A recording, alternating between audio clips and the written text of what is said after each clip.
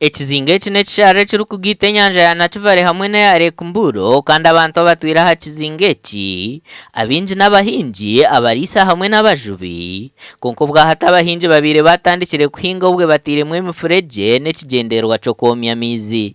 Ekigendererwa bakaba bariyo bakwenda ngu bomye ekifunzo amaizi garyemu bahinge.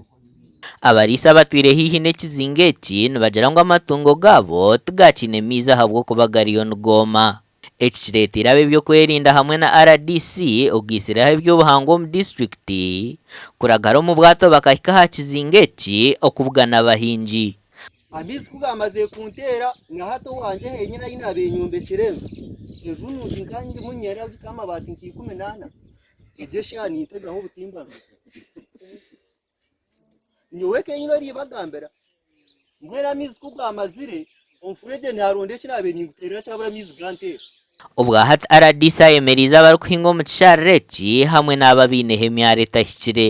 Mbwene riso kyakindesire kihango munonga twakubye okureeba ngu abantu abo nitubiha omu mwanya abakuhingamu abatiremu emyaro etari gazetted kugira ngu yoona nibyemerezibwa kandi nasiga nabyemereza. Bitu aba babire biinemu ebihingwa byabo ebyayezire bahirwa omugisha kubisharuura konka batongeramu ebindi kandi aba babire bombekiremu amaka bahirwa akaire kakye kuba nibarondaho kutuura. Omwanya ni muhango tinabasa kugumarayo konka naraganisa abataka nza kugaruka ekyo kimwe kandi abahingi nabateramu obwire bo barasharura emisiri yabo bakarugana. Abombeki twabasitopinga abandi bombeka twashobora n'aba bari mu kugira ngo bene betegura nibaronda umwanya ho kufurukira kugira ngo barwo mu weterane. Bahingwize ngo kwezi kwa kashatu tiine muntu weena orasigara omu kishara eki ningashi kuba nibakikoreramu omurimo gwona.